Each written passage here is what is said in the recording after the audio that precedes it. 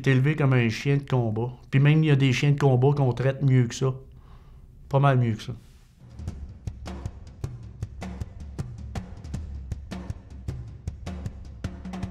Mon père m'a rejeté dès le jour où est-ce que j'ai été conçu. Quand il a vu que ma mère était enceinte, mon père croyait que ma mère l'avait trompé. Il a battu ma mère puis il a donné des coups de pied au ventre pour me faire avorter. Il nous montre quand même. Mais mon père m'a jamais accepté comme étant son fils. Il m'a tout le temps traité de bâtard, il m'a tout le temps mis à part. C'est de cette façon-là que mon père il m'a toujours pris. Si mon père voyait que notre mère nous touchait ou juste nous parlait avec des mots gentils, doux, ma mère se faisait battre, puis nous autres aussi on se faisait battre, tout le monde se faisait battre. C'était ça la mentalité de mon père. Il touchait pas à l'alcool, il touchait pas à la drogue, mais mon père était fou, mais à jeun. Mon père, c'est pas compliqué. S'il avait pas le temps d'aller chercher la planche, il me ramassait par les cheveux, il me lançait ses murs, puis quand j'écrasais à terre, il me ramassait à coups de pied, dans l'estomac, partout. Il me faisait à coups de pied comme s'il se battait avec un autre homme, puis j'étais un petit bout de 4-5 ans. J'ai souvent pensé que j'allais mourir. Souvent, souvent. Il savait s'arrêter assez souvent, juste à la limite. Mon père, ce qu'il m'a fait, c'était de me faire combattre contre d'autres enfants. Qu'est-ce qu'il faisait, c'est qu'il me prenait, il m'emmenait chez d'autres parents, puis il y avait des combats qui se faisaient entre les enfants, puis les parents gageaient entre eux.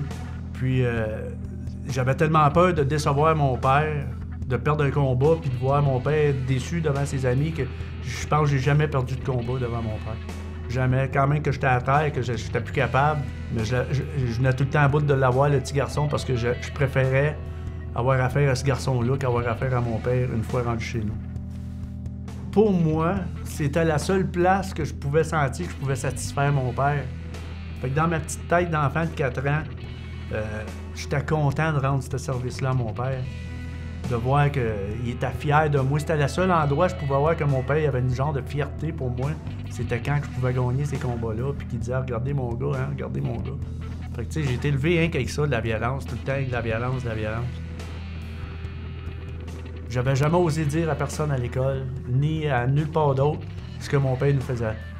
Parce que malgré tout, mon père, je l'aimais.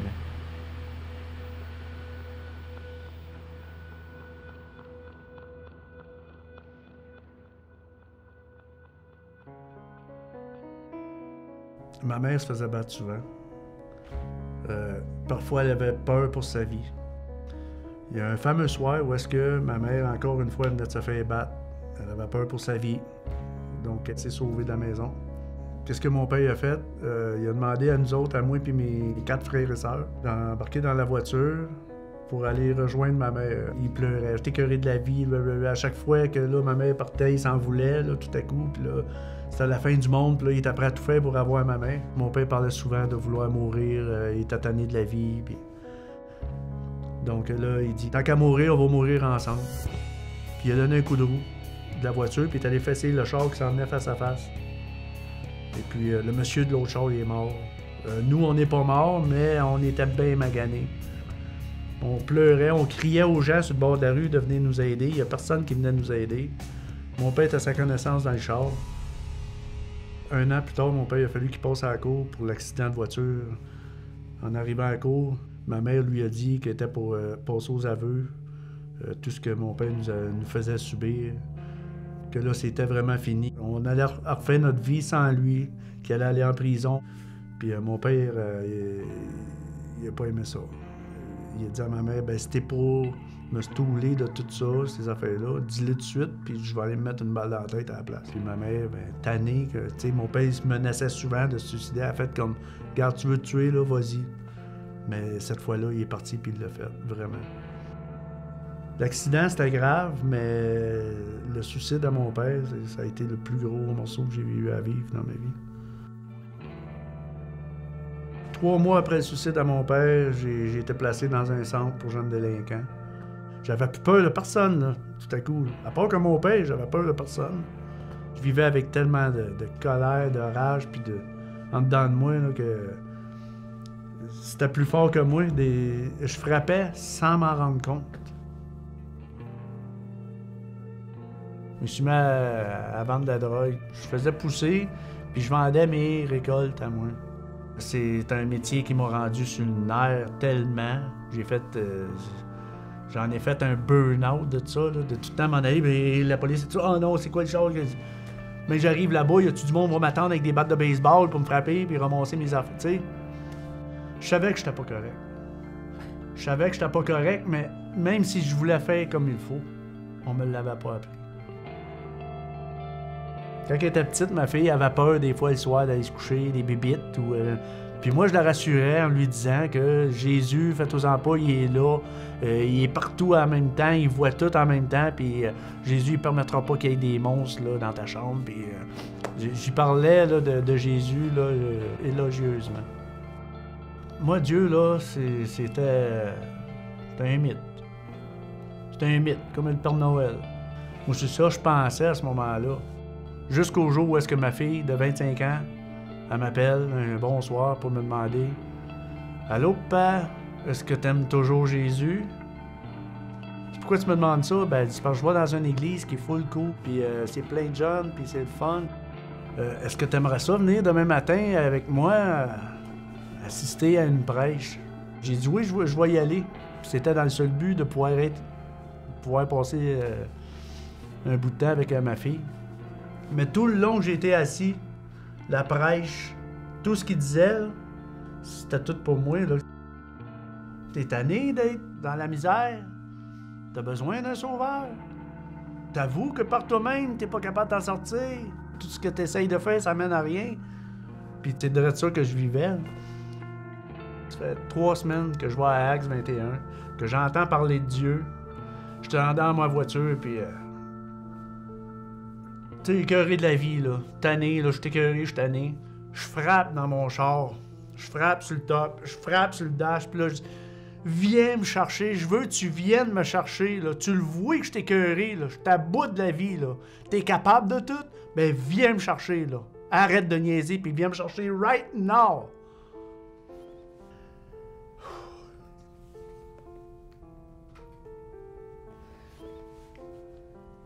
Il est venu me chercher 3 jours après. Non pas pour m'enlever la vie, pour m'en donner une nouvelle.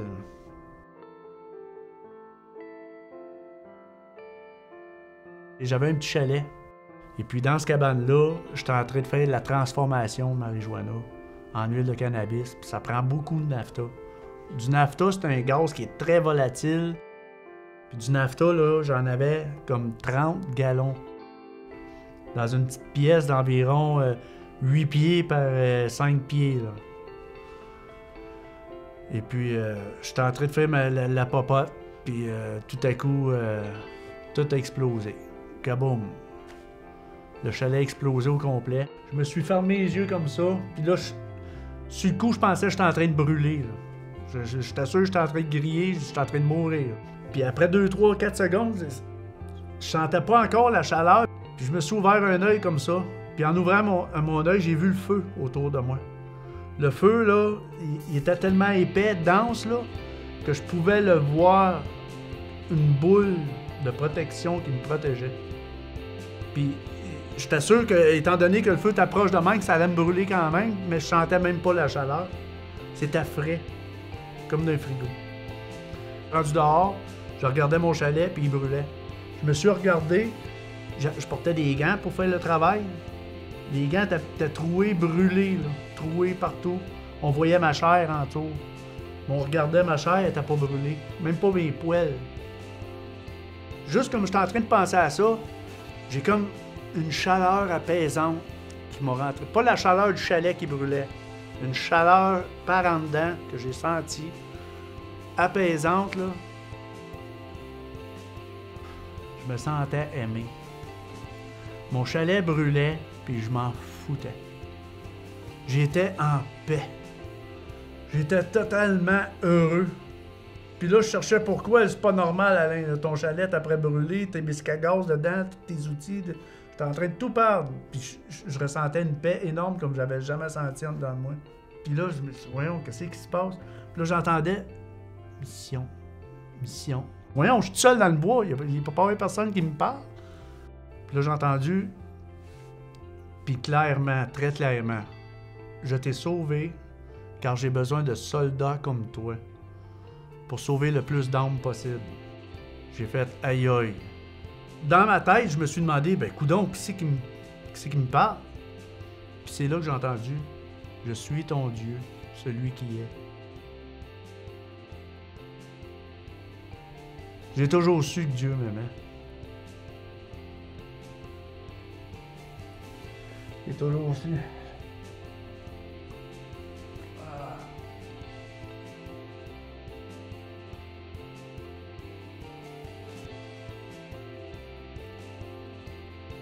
Je me sens important pour une fois dans ma vie. Je me sentais comme un déchet. Là. Puis maintenant, je me sens important. Pourquoi? Parce que lui, il m'aime.